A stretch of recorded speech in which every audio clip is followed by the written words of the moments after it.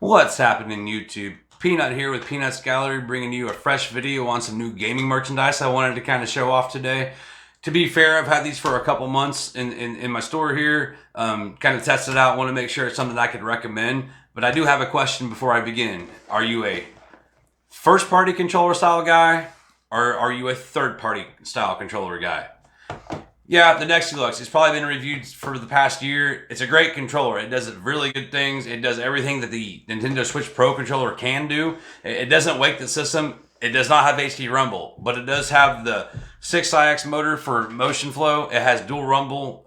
It also has 4 levels of rumble that you can adjust, and it does NFC. There's not a lot of controllers on the market for less than $30 that could brag that it also does NFC for your amiibo function. That's one thing that turned me on to this controller. Now, what I have found in October of this year is a new version. It's still called the Next Deluxe. I like to call it version 2. But as you can see, they've kind of went a little above and beyond the black. You've got your light gray and blue. You've also got your Sonic blue. This is my favorite. I'm a Sega kid, so yeah, this right here, this is Dad's controller. On the go, that's the one I'm carrying with me. I don't want to carry around the Switch Pro controller too often.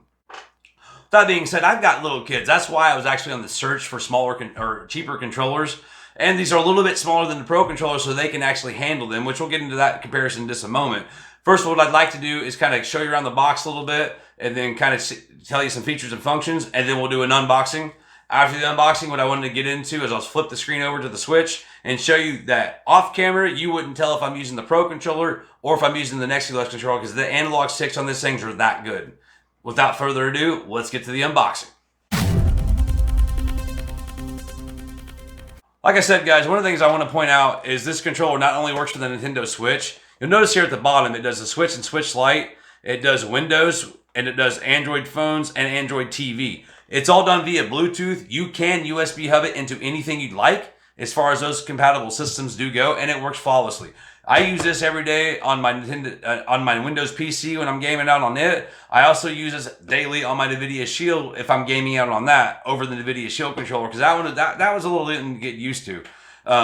With that being said, what I want to do show off, guys, on the side of the box, it kind of gives you a side profile of each side of your controller. On the back, it gives you where all the button layouts are going to be at. You'll notice there's an extra button there between the left analog and the D-pad. That's your auto fire / turbo button. And then it's going to give you some schematics, if I can get that to zoom in properly, about your battery life and the hardware of the controller. Now, they boast it does an 8 to 10 hour gameplay. I get between 6 and 8, to be honest with you. It takes about 2 to 3 hours to charge this controller. The cool thing is it does use USB-C. With that being said, let's open the box. And when you first open the box, guys, there is a little piece of tape here. I just cut that open, so just know that. I want to go ahead and get that out of the way, but flap this box open. You're going to notice something that was really impressed me. This controller here, the light and gray, was $27.89. The Sonic Blue, which I showed you here, this one was $30 even. You can find version 1 for $25 usually. But you'll notice on the inside of the box, you can actually see there's a little piece of cardboard spacer that kind of give a little support. Just pull this out. You'll also notice they've actually taken the time to wrap this controller in like a little cellophane wrapping. I was pretty impressed with it. I did not expect that. Hell, you buy a new PlayStation controller, it's just in a piece of plastic. And that thing's $60 to $70 nowadays. But by pulling this out right here, what we're also going to look at on the inside of the box is you got a little cushion that it rests on. And you've got your little USB-C style charging cable here. And it's pretty lengthy. I mean, it's not the longest thing in the world, but most of us are going to have it, hooked up Bluetooth-wise. But if you're sitting at a desk with your Windows PC and don't want to deal with the Bluetooth lag, which I don't really notice much myself, you do probably, it's a good 4 or 5, 5-6 foot long cable. So they don't shortchange you with like a little 3-foot cable like a lot of companies would like to do. And the other thing is they do provide a nice instruction manual. This instruction manual goes through everything. We will go over the features and functions on the second half of this video, so just stay tuned for that. Pulling this out of the cellophane paper wrapping, you're going to kind of notice that they do a good job. It really folds over to get some extra bumper and cushion, but look at this. Now they call this light gray and blue. Guys, unless I'm colorblind, this is white. So I'm going to call it light and blue with a little bit of gray on the top. So maybe that's what they're talking about. But to kind of show you some features and functions that's a little bit different. This controller, you'll see, kind of has more of a V shape to it, if you guys can see that.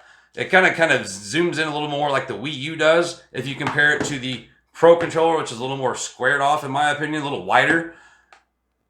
So the thing you also kind of consider, if you look at your Pro Controller, you know, you've got your USB-C charging here and your pair button. You've got a little bit bigger button layout here on the L and the R. As you see here, these are a little more tighter and more narrower, but honestly, since the controller kind of concaves in, I don't really notice it. It doesn't bother the gameplay. One improvement they've made over the first version is the ZL and the ZR button. If you look at the Pro Controller, ZL and ZR, you got kind of a curve. You'll see that there. You've got that same curve on this one. And on the first version, it was more of a flat plane.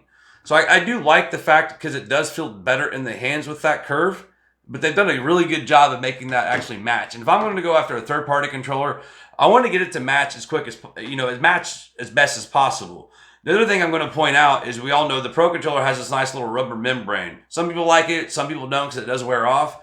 The Next Deluxe doesn't have this, but the plastic they've moved to from the first version to the second is a smoother plastic, but it has a better texture, like a more powder coated texture. They've added some weights to it too, because the first version was about 1.5 ounces lighter than the Switch Pro Controller. And for whatever reason, now in today's society, we always, you know, weight means quality. And well, they've done that with this. So you got about 8.67 ounces with the Pro Controller when I weighed it, and this here is about 8.57 ounces when I weighed it. So it's almost the same. This also is going to do something that a lot of those don't, like I said, with the NFC function. One thing I do want to point out when you walk around the controller, you're going to notice this extra button. That is your turbo/auto fire button. So guys, stay tuned into the channel. What we are going to do next is actually do some gameplay footage on the Switch, so you can compare both controllers in real time. Stay tuned for that.